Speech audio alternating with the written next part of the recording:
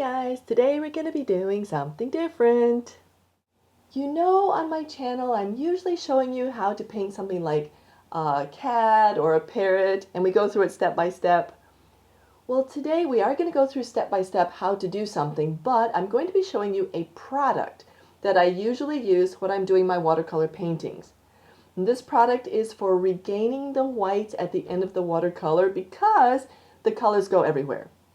The product is Ecoline liquid watercolor ink.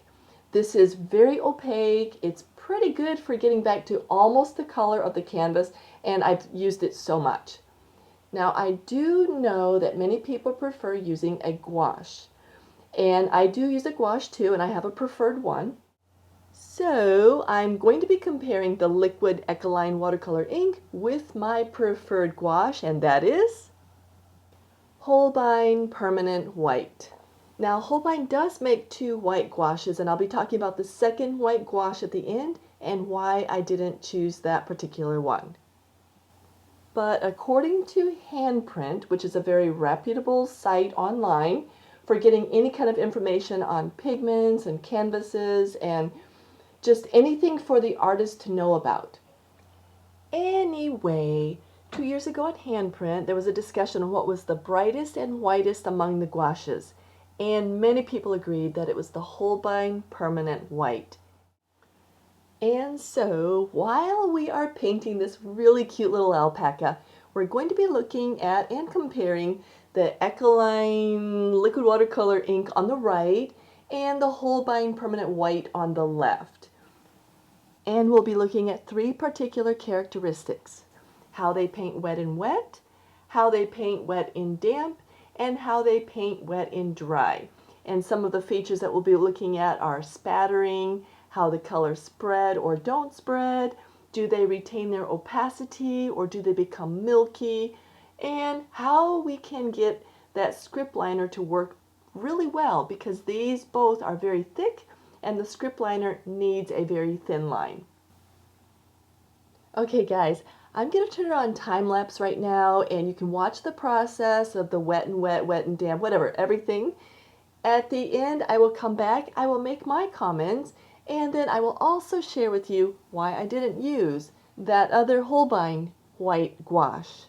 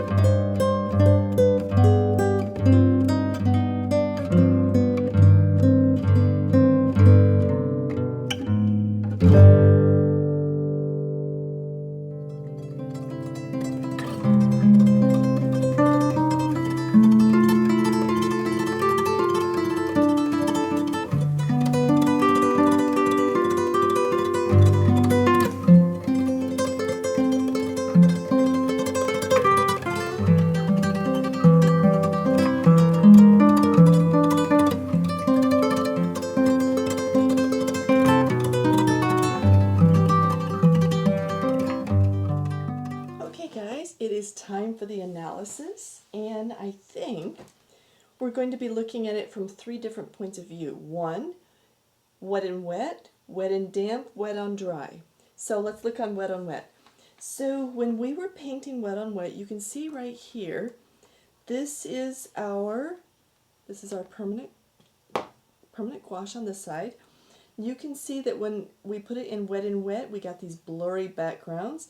When we put in the Ecoline, and this was quite a bit, and in smaller areas, it just didn't blend out that much, so it pretty much sits there. One other thing that I did find with the Ecoline is sometimes this sits there, but a little bit of ink, this is an ink, will travel. And I find that this right here, this is from the ink. So that's an ink that's traveling from this area. So, and here it was pretty wet, so it did have a little bit of body, but nothing like on the left side. And by the way, this is the zinc white. I put that zinc white in there, so that is not the permanent. I'll talk about this one in a minute. Okay, so wet and wet, the permanent white gouache is a little bit blurrier when you put it in the wet and wet, and the Ecoline seems not to travel as much, but it does have this filament that comes out of it. So that's one.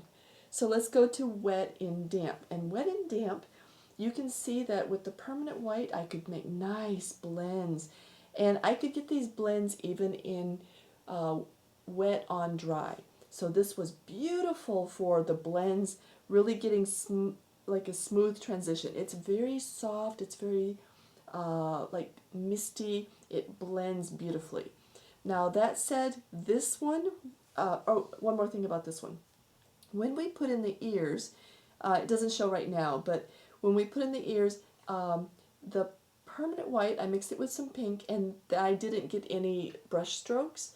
But when I used the Ecoline, I was getting nice brush strokes. I was getting texture, which I liked. So maybe if there are times I don't want the brush stroke, I will use the gouache. Other times, if I want to retain the brush stroke as I'm putting it down, I would definitely be using the Ecoline, because this one is going to have kind of a softer background, much softer than the Ecoline.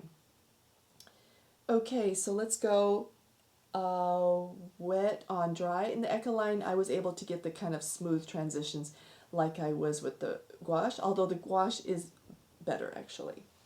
So with the script liner, now this is where the gouache was really good. I was able to get really fine points with the script liner. I felt like I had to work more, to my surprise, with the Ecoline, and I'm not sure why, because I've been able to do that in the past. So I'm not sure about that one, but for today, the gouache was the winner. It was really easy for me to pull it and to pull it, and this way I was pulling it naturally towards me, so I should have been able to do better with the Ecoline. So I'm a little surprised by that one. Okay, so the gouache was definitely better for like the thin little marks on the end.